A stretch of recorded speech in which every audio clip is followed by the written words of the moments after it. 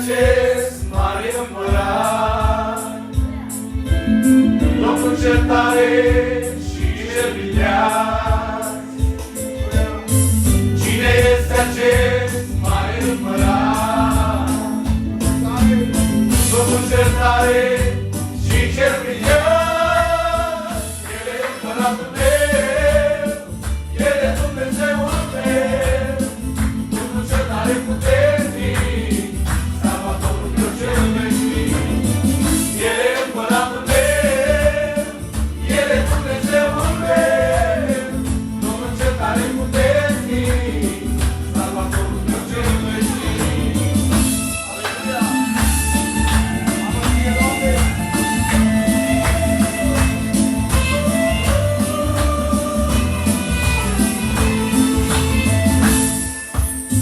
Cine este acest mare împărat,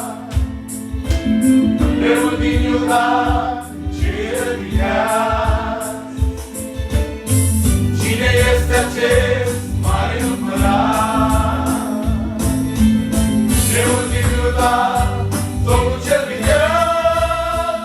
El e împăratul meu, El e Dumnezeul meu, Domnul cel tare puternic, Salvatorul meu cel veșnic. El e împăratul meu, El e Dumnezeul meu, Domnul cel tare puternic, Salvatorul meu cel veșnic.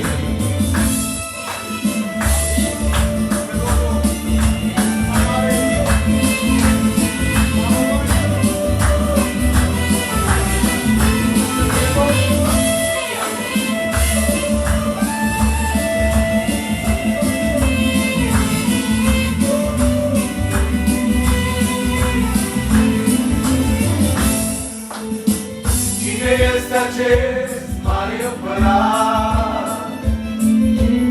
Domnul oștirilor, care ne-a salvat? Cine este acest mare împărat, Domnul oștirilor, care ne-a creat? El e împăratul meu, El e Dumnezeul meu, Domnul cel tare puternic, Salvatorul meu cel veșnic. El e împăratul meu, El e Dumnezeul meu, Domnul cel tare puternic, Salvatorul meu cel veșnic. El e împăratul meu, El e Dumnezeul meu, Domnul cel tare puternic, Salvatorul meu cel veșnic. El e împăratul meu, El e Dumnezeul meu, Domnul cel tare puternic, Salvatorul meu cel veșnic. Amin. Pace, fraților! Vă salutăm și în seara asta și, din păcate, n-am putut să ne ținem de promisiune și nu-l avem în seara asta printre noi pe Viorel Pichi, pe pastorul Viorel Oprișan. Din păcate, nu a putut să fie cu noi pentru că, mă rog, starea de sănătate nu i-a permis. Se pare că în seara asta o să se întoarcă roata și dacă toate săptămânile trecute, sau mă rog, săptămâna trecută, el s-a rugat pentru motivele voastre de rugăciune, în seara asta trebuie să ne rugăm și noi pentru dumnealui. Este bolnav, din fericire nu, mă rog, n-are legătură cu virusul care umblă acum printre noi, dar trebuie să ne rugăm pentru el. Ne urmărește, îl salutăm, ne-a transmis în seara asta să nu mai avem emoții. Nu știu cum o să facem, dar încercăm, facem tot posibilul. Vă invităm și în seara asta să ne transmiteți propunerile voastre pentru cântări. La fel, cei care aveți cereri de rugăciune le puteți scrie în comentarii și noi o să ne, fie acum în timpul programului, fie după ce se termină programul, noi o să ne uităm peste ele și o să ne rugăm pentru ele. O să facem o rugăciune și în special pentru fratele Pichi, ca Domnul să-i dea sănătate și să-l avem printre noi cât se poate de repede. auzeam astăzi un păstor povestind despre cei care acum, mă rog, nu are legătură cu fratele Oprișan, dar un păstor povestea despre cei care au murit în România. O treime din cei care au murit în România până acum sunt neoprotestanți. Sunt frații ai noștri. Nu știu dacă ar trebui să ne întristăm sau să ne bucurăm, pentru că este un motiv de bucurie pentru ei că au scăpat mai repede de grijuri și au ajuns acolo unde își doreau mai repede ca noi. Poate ar trebui să fim invidioși pe ei, nu știu. O să facem o rugăciune și vă invităm să intrați și voi cu noi în împărtășie, să ne trimiteți motivele voastre de rugăciune, propuneri de cântări. Acolo unde sunteți, stați cu familiile voastre, cântați cu noi, rugați-vă cu noi și sper să putem să fim cât mai multe zile aproape de dumneavoastră. O să rog pe Filip dacă vrea să ne conducă într-o rugăciune.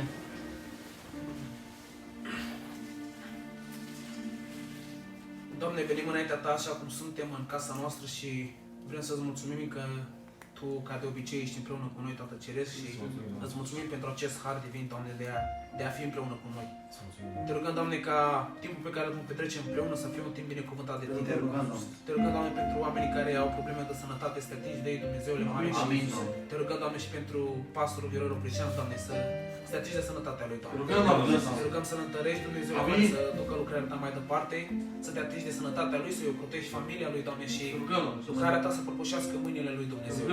Te rugăm să-l însănătocești, Doamne, și să-l faci, Doamne, ca lucrarea Ta să o ducă în continuare pentru multă vreme de aici înainte, Doamne. Ne rugăm pentru el, Doamne, pentru că el este lumina Ta pusă de Tine, Doamne, în mijlocul nostru, Doamne.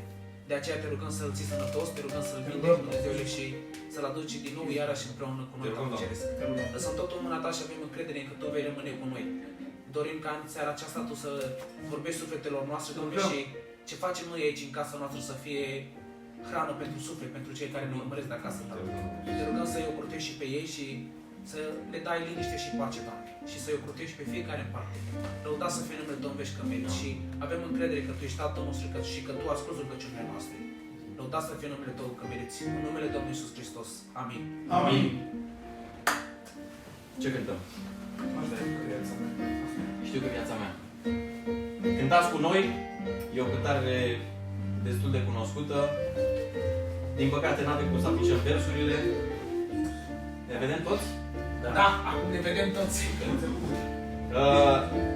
Să știți că în momentul de față noi funcționăm legal, încercăm să respectăm tot ceea ce statul ne cere în perioada asta și vă sfătuim și pe dumneavoastră să respectați, să stați acasă, să respectați toate normele solicitate. Alături de noi, pentru că nu putem să fim multe persoane aici, alături de noi sunt și alți frați care de acasă ne susțin. Noi avem aici un monitor și ei ne afișează pe monitorul ăsta de acasă, ne afișează pe monitor cererile voastre de rugăciune, propunerile de cântări. Este o întreagă echipă în spate și îi salutăm și pe ei. Salutăm pe Florin, care în fiecare zi stă foarte stresat cu toate, ca totul să fie bine. Știu că viața mea.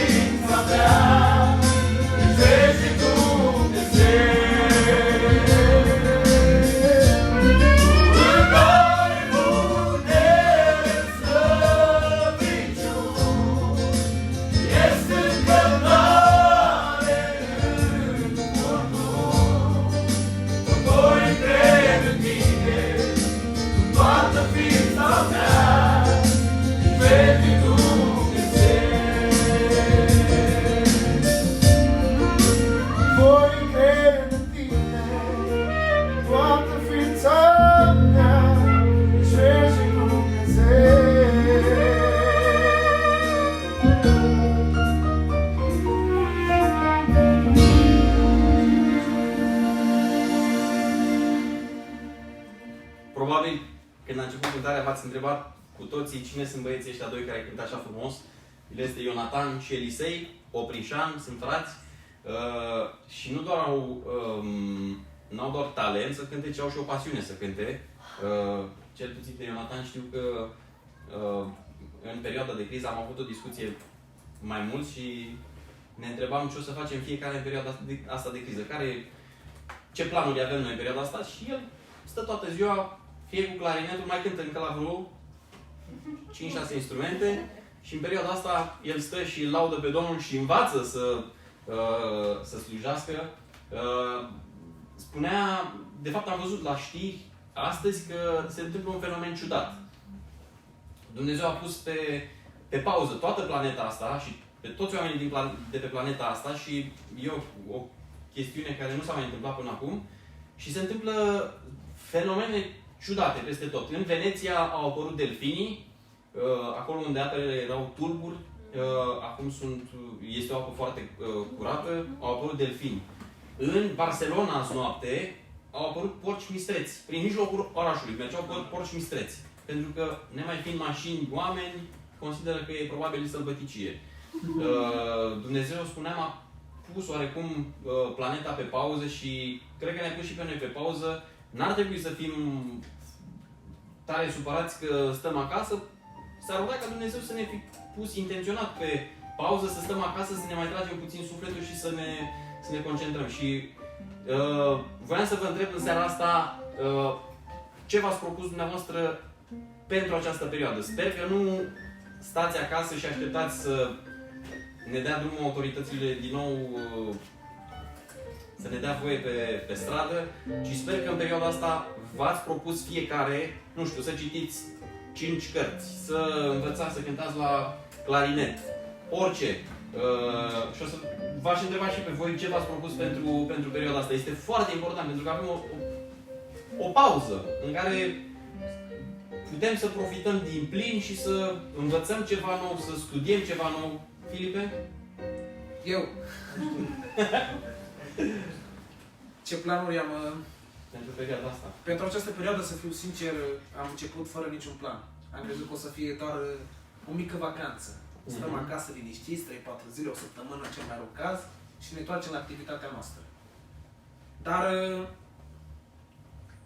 am început să-mi fac planuri. Și anume, pentru această perioadă mi-am propus să dublez timpul pe care îl petreceam citind. Bravo. De obicei citeam maxim o oră, dar știți cum se întâmplă? De ce zic eu știți? Știți voi, adică voi de aici, de lângă mine. Atunci când citești ceva și faci ceva cu pasiune, cam pierzi noțiunea timpului. Și aseară citeam din Biblie și am început să citesc în jurul orei 10. Și m-am trezit că s-a făcut ora 12:30 și încă citeam. Și am fost așa de plăcut surprins. Și mândru de tine. Și mândru de tine, exact. Am lăsat Biblia, am adormit și pentru prima oară în ani buni de zile m-am rugat la Dumnezeu mereu, de fiecare dată când mă rog, zic, Doamne, dă-mi un vis frumos. Și pentru prima oară în mulți ani de zile am avut un vis frumos aseară. Ne povestești? Nu. Dar ăsta e planul meu.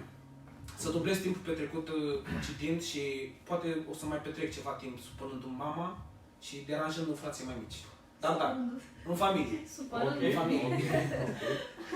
Da, o să treacă la un moment dat perioada asta și s-ar putea să avem un mare regret că nu știu dacă o să ne mai întâlnim cu o astfel de oportunitate de asta, să avem timp liber cu familiile noastre și cred că ar trebui să profităm din plin. Învățați engleză, franceză, ce vreți voi și după ce se termină perioada asta, deja o să fiți mai deștepți, mai buni, mai...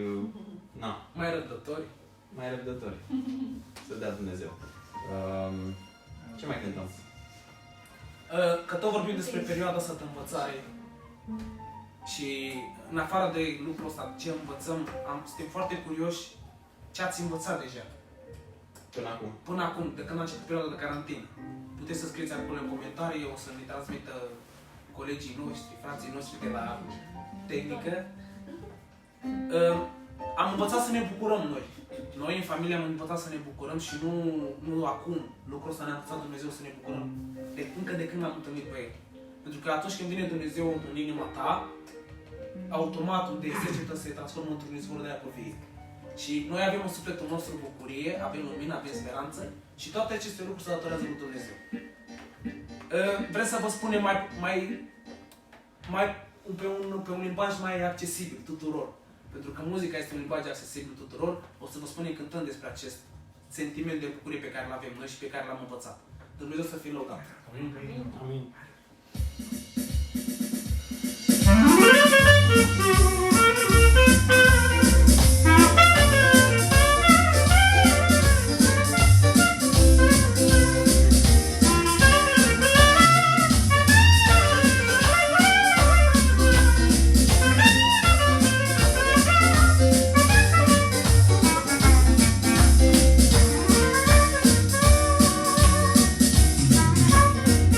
Am sufletul meu bucurii de când te-am întâlnit. Lumină, speranță tu mi-ai dat, mă simt din nou iubit. Am sufletul meu bucurii de când te-am întâlnit. Lumină, speranță tu mi-ai dat, mă simt din nou iubit. Ești tu te voi urma și tine voi cânta.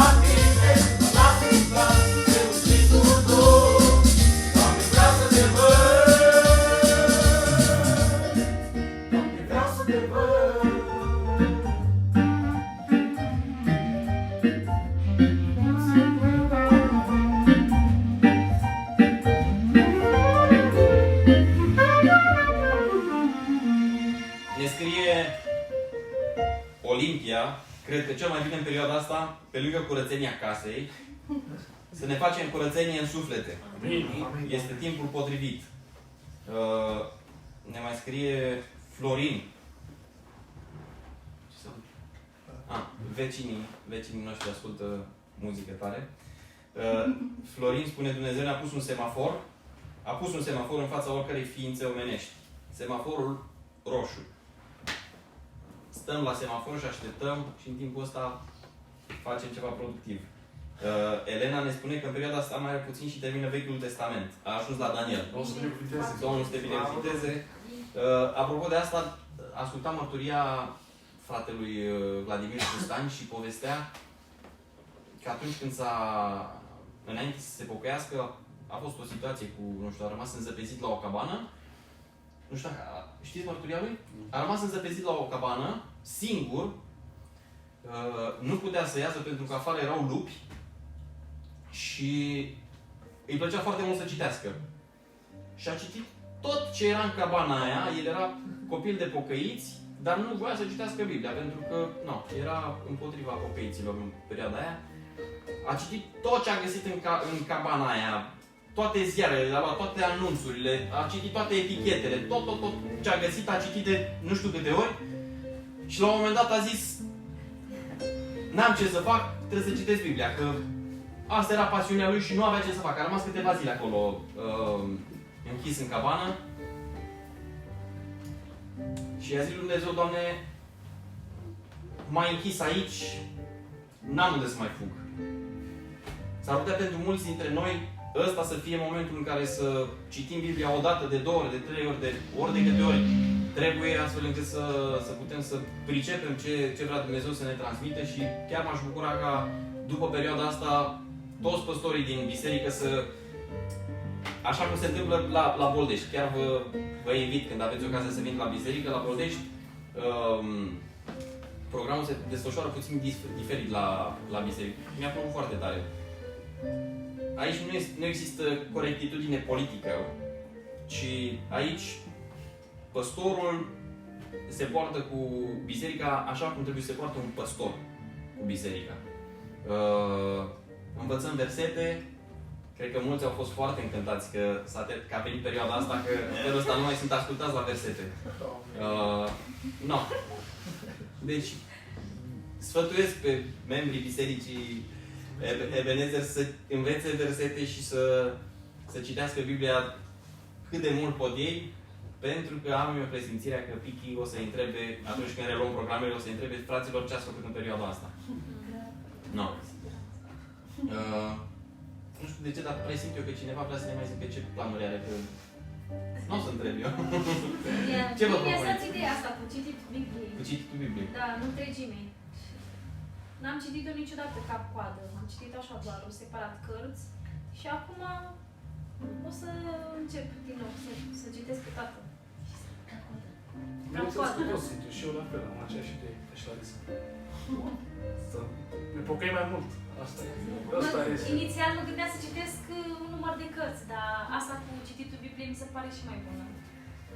Vă mărturisim ceva, înainte să începem această mică sesiune noi împreună, tocmai vorbeam despre lucrul ăsta, că e bine, e un lucru înțelept să poți să identifici o idee bună și să ți-o personalizezi. E foarte bine.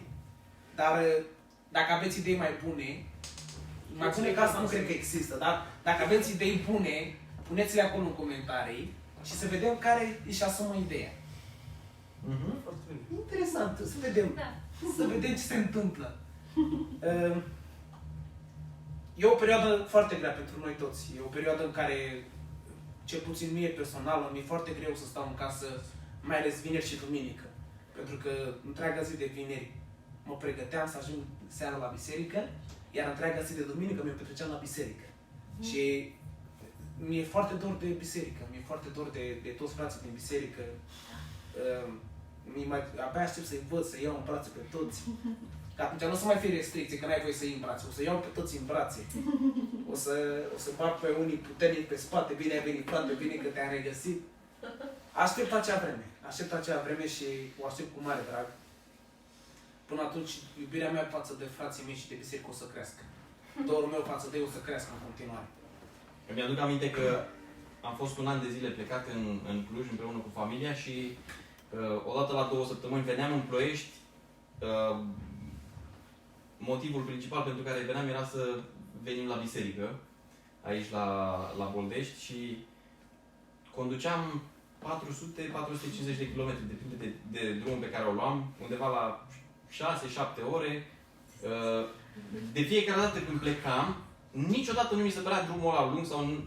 Eram așa foarte fericit și eu și soția mea eram foarte fericiți, știind că atunci când o să ajungem la Boldești, ajungeam de regulă vinerea la ora 7:10, exact înainte să înceapă biserica, și parcă gândul ăsta pe care o să vi-l spun ne însuflețea atât de tare și ne făcea să mergem drumul ăsta de 7 ore, ca și cum faptul că atunci când ajungeam la Boldești, mă întâlneam cu băieții ăștia și toți mă luau în brațe.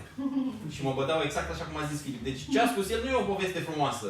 Este o realitate. Atunci când vii la Boldești, la biserică, băieții ăștia frumoși te fac să te simți ca acasă. No. Alea 7 ore de condus mi se păreau întotdeauna ca un sfert de oră de condus și țin minte că, mă rog, nu pot să uit sentimentul ăla pe care l-aveam când veneam aici să vă văd. Cred că o să se întâmple multe lucruri frumoase după ce trece perioada asta și în multe biserici o să fie o altă atitudine. Astăzi stăteam și era duminică, ora 11, cam așa, și cred că toată lumea, toți pocăiții au simțit în perioada asta un sentiment foarte ciudat, cum e să stai duminica acasă. Urât. Deci, eu nu pot să înțeleg oamenii care, în mod normal, atunci când nu este pandemia asta, duminica stau acasă. Este un fenomen tare ciudat, un sentiment foarte ciudat pe care îl experimentăm. Din fericire avem... Ce anume? Niciodată n-am stat duminica acasă. N-ai stat niciodată duminica acasă. Mă, dacă am febră, 41. 41? Da. No. Așteptăm să se redeschidă bisericile. Până atunci ne bucurăm de bisericile online care există și de tot ce... Mă rog, am văzut că internetul e plin acum de programe.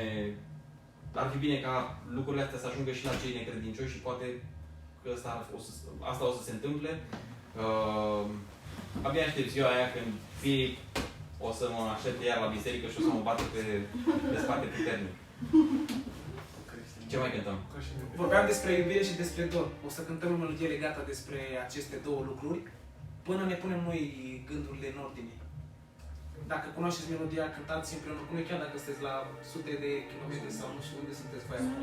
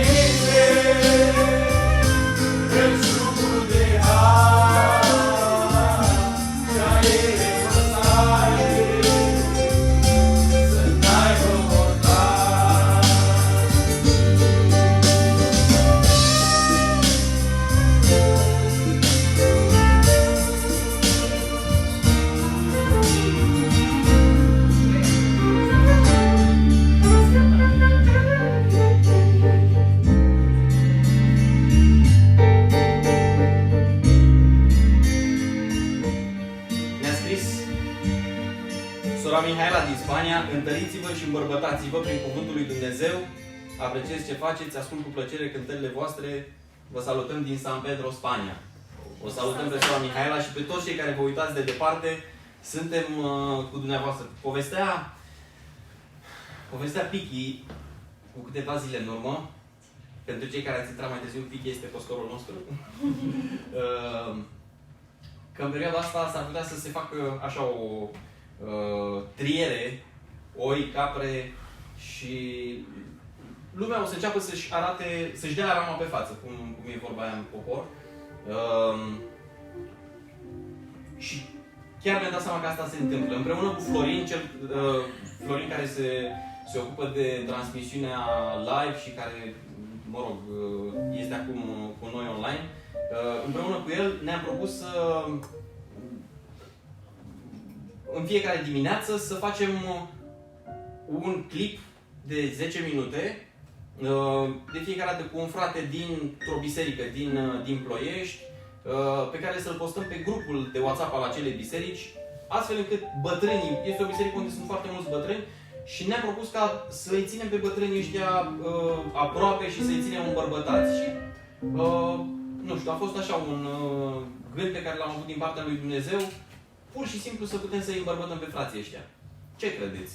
Am primit un telefon într-o zi, și eu și Florin, de la cineva și, mă rog, parafrazez, ne-a zis ceva de genul: cine o să mai predice în clipurile astea pe care le puneți voi? Deci sper că nu pune și pe... Mi-a dat acolo un nume, sper că nu o să fie și ăla.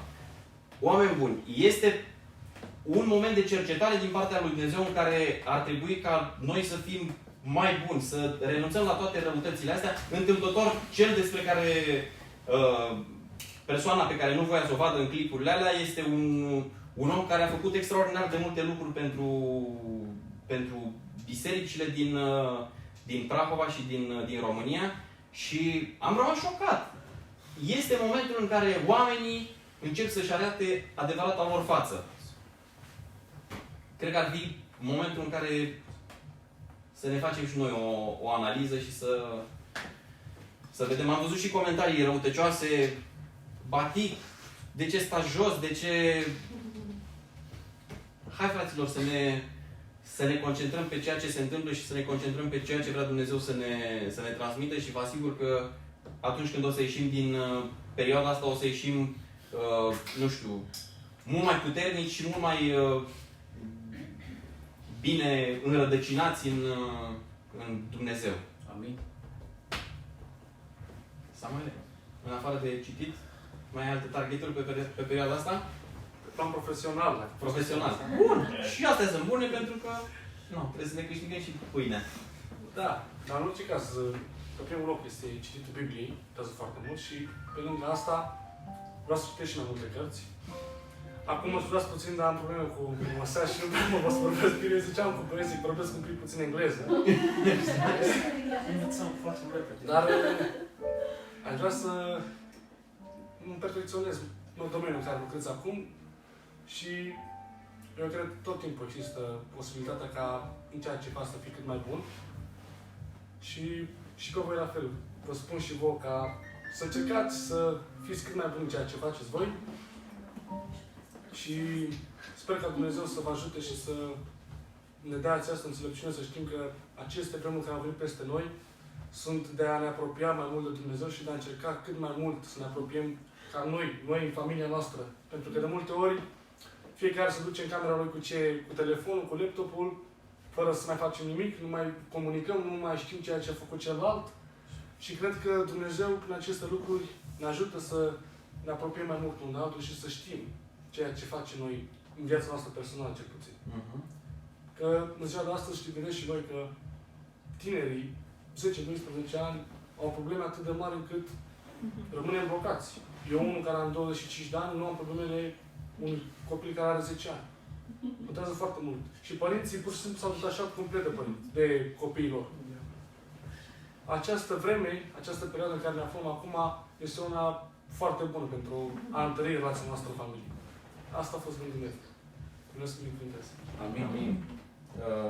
Povestea aseară tot fratele Vladimir Pustan că primește telefoane din România, de la polițiști din toată România, în special de la cei de la frontieră, și pentru că știe că el are o influență oarecum asupra mediului evanghelic, oamenii ăștia îl contactează și i-au transmis următorul lucru. Transmite-le pocăiților tăi să nu mai mintă. Da. Pentru că sunt foarte mulți care trec frontiera și cu baticul în cap, apropo, trec cu baticul în cap frontiera și zic de unde veniți? Pe venim din altă țară decât, mă rog, alta decât cea din care provin ei și fel de minciuni. Și e trist că în momente ca astea, când ar trebui să fim cât mai deschiși, băi, vin din țara cu tare, hai să vedem dacă am virusul sau nu, să nu îmbolnăvești pe ceilalți. Nu doar că mințim, îi îmbolnăvim și pe ceilalți, s-ar putea ca oameni să moară din cauza... Mărturia este la pământ, în cazul ăsta. Cum am zis și la început, hai să ne... nu doar să ascultăm de autorități, ci să încercăm să păstrăm și mărturia, pentru că în perioada asta începe deja să se facă acea separare, oi de capre și ar fi păcat să fim în echipa caprelor. Ce mai cântăm? Hmm?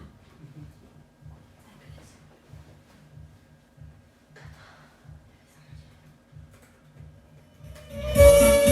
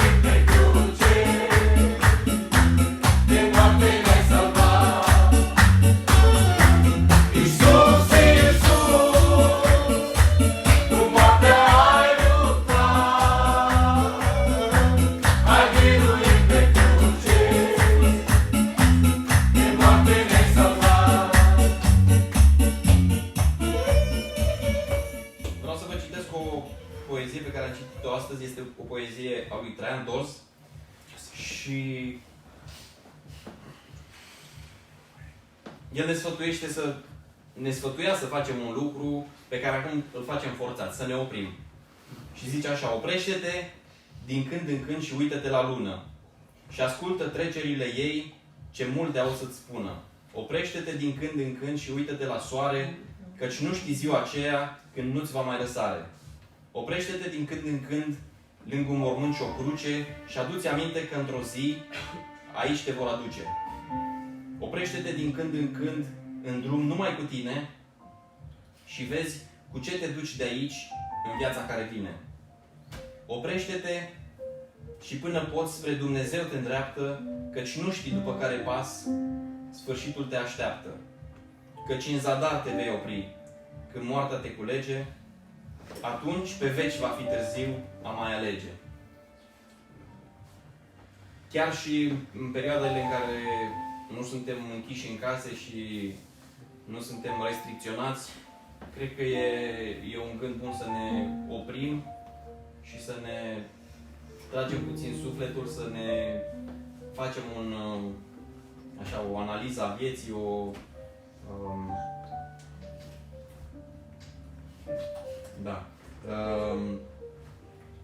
vreau să facem o rugăciune pentru autoritățile din România, ca Dumnezeu să le dea înțelepciune în deciziile pe care le vor mai lua. Vreau să ne rugăm pentru medicii și cadrele medicale din România, pentru că ei sunt acolo în prima linie și din nefericire am văzut că sunt foarte mulți infectați din spitale. Contează foarte mult să avem ca oamenii ăștia să rămână. Și de asemenea pentru slujitorii bisericilor din România, pentru păstori și pentru toți slujitorii, pentru că după ce o să treacă perioada asta s-ar putea să rămână multe biserici fără slujitori. Și nu știm cum o să fie atunci. Larisa, pentru că a studiat cel puțin o perioadă medicina, cred că o să fie foarte fericită să se roage pentru cadrele medicale și pentru slujitorii bisericii. Nu o să-l numesc eu, dar mă uit la el acum. Haideți să ne rugăm. Doamne, în aceste vremuri tulburi, Doamne, știi că avem nevoie de cadrele medicale, Doamne. Și Tu vezi, Doamne, eforturile lor, Doamne, și munca lor depusă pentru a vindeca oamenii din țara noastră. Te rugăm, Doamne Iisuse, să le dai Tu putere, Doamne. Te rugăm, Doamne, să le dai înțelepciune, Doamne Iisuse. Te rugăm, Doamne, să întărești psihic, Doamne, să le întărești nervii, Doamne Iisuse. Și ajută-i Tu, Doamne Iisuse, să treacă cu bine peste toată această perioadă și să facă față, Doamne, să stea atât de mult în spital. Te rugăm, Doamne Iisuse, să-i ocrotești Tu și să nu îngădui, Doamne, să se îmbolnăvească și ei, pentru că dacă ei se vor îmbolnăvi, cine va mai avea grijă de noi, Doamne? Și atunci Te rugăm, Doamne, să binecuvintezi Tu toate cadrele medicale de la noi în țară și să le ții Tu departe de această molimă. Amin. Amin. Doamne Iisuse, în primul rând, îți mulțumesc, Doamne Iisuse, că Tu ai lăsat pe acest pământ slujitori, Doamne Iisuse, pentru ca noi, Doamne, să fim învățați de lucrul Tău, Doamne Iisuse. Doamne, îți mulțumesc, Doamne Iisuse, că Tu prin ei, Doamne Iisuse, ne vorbești și îți mulțumesc, Doamne Iisuse, că Tu prin ei, Doamne Iisuse, ne schimbi viața, Doamne Iisuse. Doamne, acum Te rog, ca Tu să îți pui mâna Ta peste ei, Doamne Iisuse, să-i protejezi, să îi ții, Doamne Iisuse, sub protecția Ta, Doamne Iisuse, și Doamne Iisuse, nu îngădui, Doamne Iisuse, ca unul dintre ei, Doamne Iisuse, să îmbolnăvească, Doamne Iisuse, pentru că știi, Doamne Iisuse, că am nevoie de ei, Doamne Iisuse, și îți mulțumesc, Doamne Iisuse, că Tu, Doamne Iisuse, ai făcut aceste lucruri pentru ca noi să le trezim, Doamne Iisuse, și îți mulțumesc, Doamne Iisuse, că acest lucru, Doamne Iisuse, pentru noi este ca un test pe care trebuie să-l trecem, Doamne Iisuse. Îți mulțumesc, Doamne Iisuse, că Tu ești cu noi și îți mulțumesc că în aceste vremuri turburi, Doamne Iisuse, Tu ne deschizi inima și ne umpli inima, Doamne Iisuse, cu bucurie, Doamne Iisuse. Îți mulțumesc, Doamne Iisuse, că Tu ești cu noi și ești în casele noastre și în familiile noastre și îți mulțumesc că ne dai această pace în inima noastră, Doamne Iisuse. În numele Domnului Iisus m-a rugat. Amin. Amin. Amin. A zis un lucru frumos Samuel în rugăciune și chiar m-aș bucura ca toți cei de acasă să aveți o bucurie deplină în perioada asta. Depinde ce ochelari vă puneți. Dacă vă puneți ochelarii lumii, o să vedeți conserve, hârtie igienică și așa mai departe. Lipsă, boală, nenorocire. Dacă vă puneți ochelarii credinței, o să vedeți un Dumnezeu care ne așteaptă un viitor frumos alături de El în ceruri și totul ține de noi, ține de modul în care decidem să vedem lucrurile. Vă propun acolo unde sunteți acasă să vă bucurați. Ultima cântare, nu știu care e ultima cântare, dar vreau să fie una de bucurie și să... Nu e acum ultima neapărat, dar mă rog, atunci când o să avem ultima cântare, vreau să avem una de bucurie și voi de acasă să cântați cu noi fericiți. Pot să afișez puțin, era un motiv de rugăciune pentru sora Cireșica și familia fratelui Alin, care au fost diagnosticați cu coronavirus. O să facem o rugăciune și pentru sora Cireșica. Haideți să ne rugăm acum pentru... Eu să te rog. Da. Tată Sfânt din ceruri, venim în fața Ta, Doamne Iisuse, să cerem și pentru sora Cireșica, Doamne Iisuse, să fii Tu cu ea, Doamne Iisuse, să o păzești, Doamne Iisuse, și să o întâlnești în această perioadă, Doamne Iisuse, te rog frumos, Doamne, să fii și cu familia ei, Doamne Iisuse, păzește, Doamne Iisuse, și dă-le putere, Doamne, să treacă peste această perioadă, te rog frumos, Tată Sfânt din ceruri, fii cu ei, Doamne Iisuse, și întărește, Doamne, ține-i sub aripa Ta, Doamne Iisuse, te mă rog, Doamne Iisuse, și pentru Marcus, Doamne Iisuse, să-l binecuvântezi, Doamne Iisuse, și să-l întărești, Doamne Iisuse, cu pocăință mai mult. Să-l întărești pe calea Ta, Doamne Iisuse, te rog să păzești și pe el și pe familia lui, Doamne Iisuse. Acest virus, Doamne Iisuse, fii cu ei, Doamne Iisuse, acolo, Doamne Iisuse, te rog să te atingi, Doamne Iisuse, și de mămica lor, Doamne Iisuse. Te rog să fii și cu noi, Doamne Iisuse, mai departe. Îți mulțumesc că ești cu noi, că ne iubești, că ne ferești și eu te iubesc, Iisuse, și îți mulțumesc că ești cu noi, lăudați să fii cu meriți. Amin. Celor care ne-au trimis și ne trimit în continuare cele de rugăciune, avem un mesaj pentru voi. Avem un mesaj pentru voi care spune așa: întotdeauna, Doamne, când te-am chemat, Tu m-ai ascultat. Și întotdeauna, când eu eram jos, Tu m-ai ridicat. Mi-ai șters rușinea și apoi m-ai încurajat. Și mi-ai spus să merg înainte, căci Tu, Doamne, m-ai iertat. Ăsta e mesajul pe care vreau să-l transmit. Amin. Nu sunt în situația asta acum cu virusul ăsta. Dar cred că pot să înțeleg oarecum durerea prin care trec frații noștri. Și cred că cumva pot să simpatizez cu voi. Pentru că am trecut prin probleme, am trecut prin dureri, am trecut prin situații de viață și de moarte și lucrul ăsta, gândul ăsta m-a ținut pe mine puternic. Că întotdeauna Dumnezeu a fost cu mine. Și pe lângă Dumnezeu suntem binecuvântați și cu familie, suntem binecuvântați și cu prieteni. Și ce mai trebuie mai mult decât să știi că l-ai pe Dumnezeu lângă tine și că ai pe cei dragi lângă tine. Așa că mesajul nostru pentru voi e ăsta. Întotdeauna când aveți nevoie sau când sunteți căzuți, Dumnezeu este întotdeauna lângă voi. Amin. După ce cântăm cântarea asta, avem un mesaj de la Cătălin. El ne-a scris de joi. Cred că ne-a scăpat mesajul ăsta. Se știe cântarea Înțelepții lumii mă înconjoară? Nu se știe. O învățăm, Cătălin. Promitem că face tot posibil să o cântăm zilele viitoare. Ne-a trimis și versurile și Domnul să te binecuvânteze, Cătălin. Amin.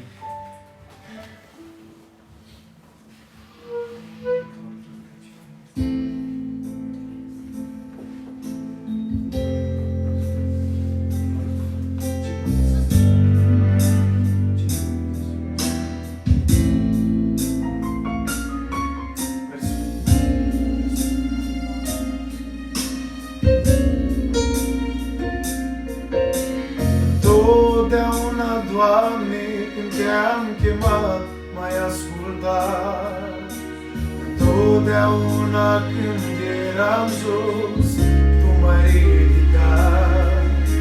Îmi rușinea, Doamne, apoi m-ai încurajat.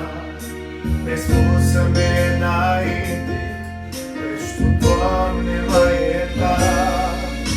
M-ai îmbrăcat în haina Duhului Tău cel Sfânt, o inimă în care să fiu locașul Tău cel Sfânt.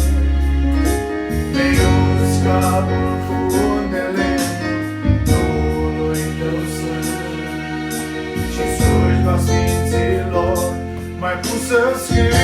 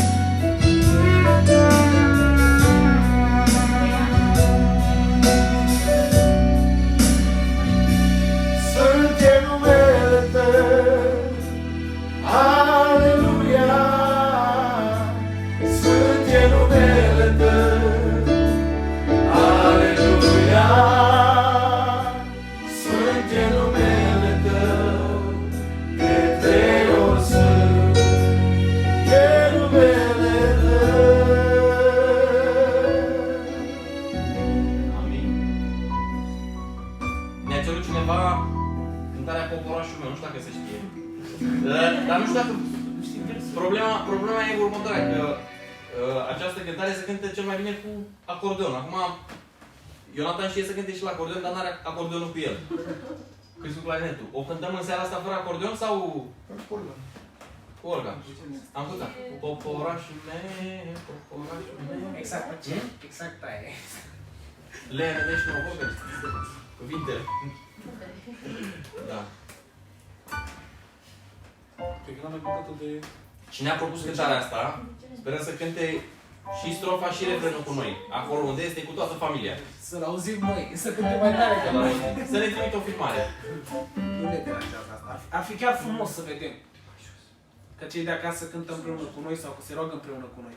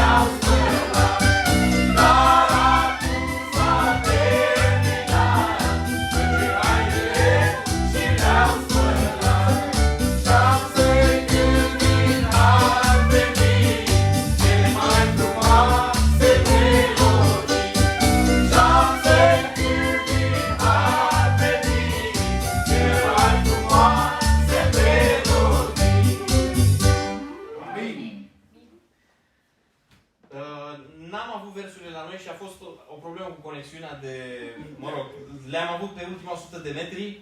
S-ar putea să vă întrebați, mă, dar cum de nu știu ăștia versurile la cântarea asta?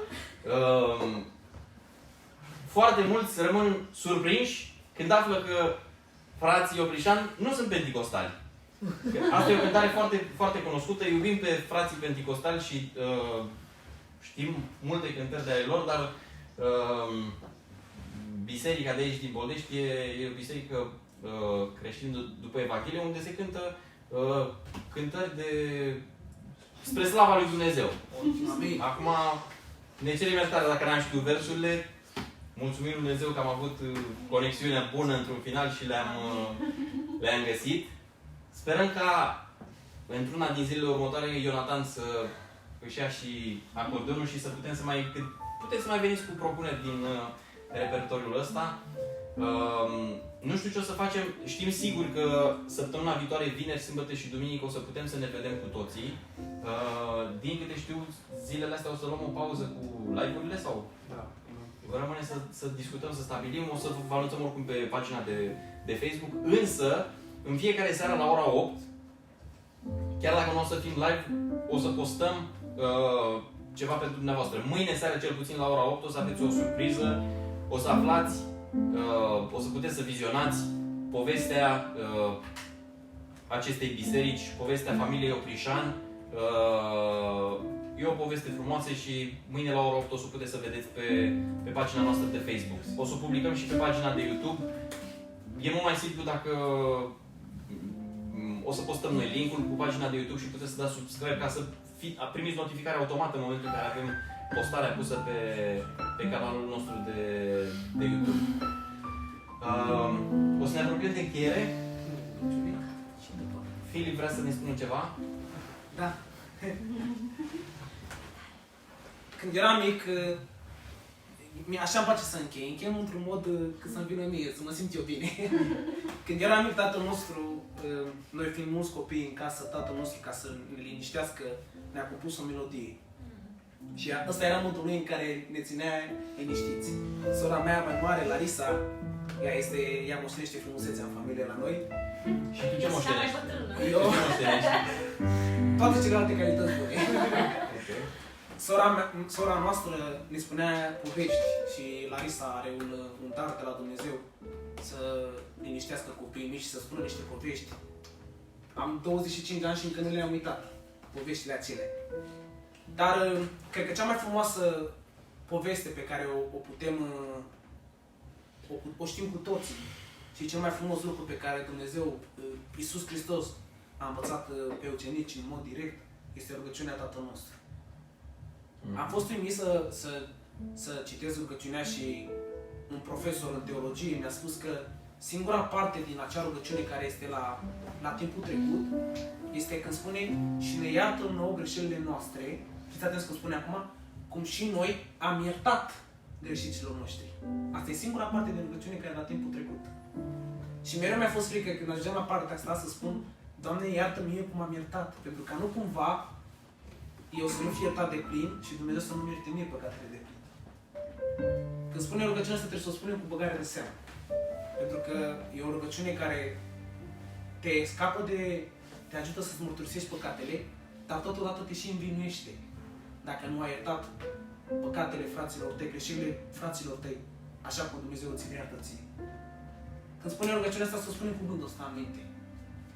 Și încă o parte care îmi place să personalizez din această rugăciune și nu cred că deranjează pe Dumnezeu asta, este aceea parte când zice și nu ne duce pe noi în ispită, ci ne izbăvește de cel rău. De multe ori îmi place să zic și nu mă duce pe mine în ispită și mă izbăvește de cel rău. Pentru că îmi iubesc familia, îmi iubesc frații, dar mântuirea e personală. Amin. Și eu personal am nevoie ca Dumnezeu să mă ocrotească de cel rău și de ispită. Înainte să ne despărțim, spunem această rugăciune și după vă lăsăm cu Domnul Iisus Hristos și cu Dumnezeu în inimile voastre. După ce spune rugăciunea, o să vedem dacă nu cumva Filip poate să ne și cânte cântarea pe care o cântau când erau mici. Nu am pe ce să cânt, dar o cântă Larisa. Haideți să spunem rugăciunea Tatăl nostru. Tatăl nostru care ești în cer, sfințească-se numele Tău, vie împărăția Ta, facă-se voia Ta, precum în cer, așa și pe pământ. Pâinea noastră cea de toate zilele, dă-ne nouă astăzi și ne iartă nouă greșelile noastre, precum și noi iertăm greșiților noștri. Și nu ne duce pe noi în ispită, ci ne izbăvește de cel rău.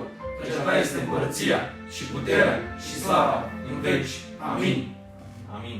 Amin. Așa de tare mi-a plăcut când am ajuns prima dată în biserica de la Boldești, mi-a plăcut modul în care întreaga biserică recită rugăciunea Tatăl nostru.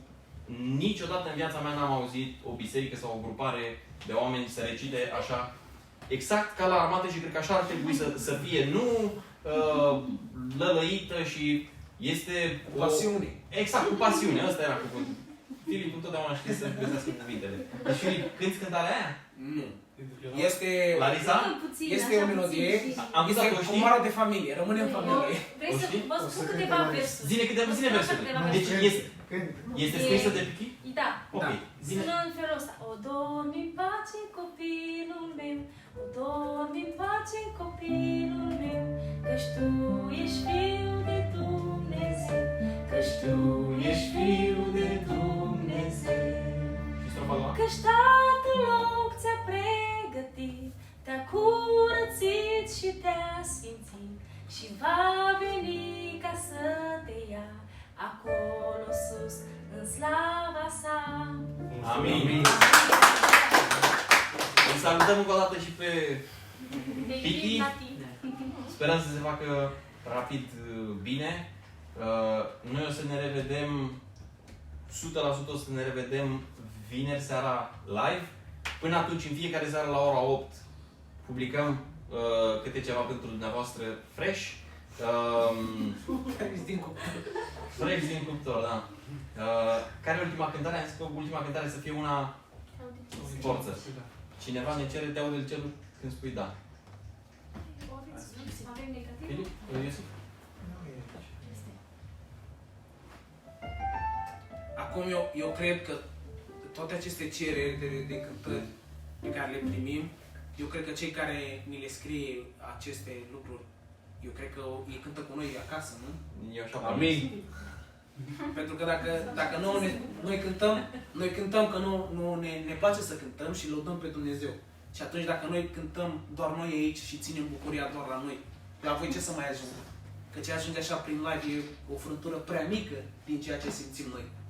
Așa că dacă cântați și voi cu noi împreună de acasă, sentimentul e îndeplinit. Aleluia!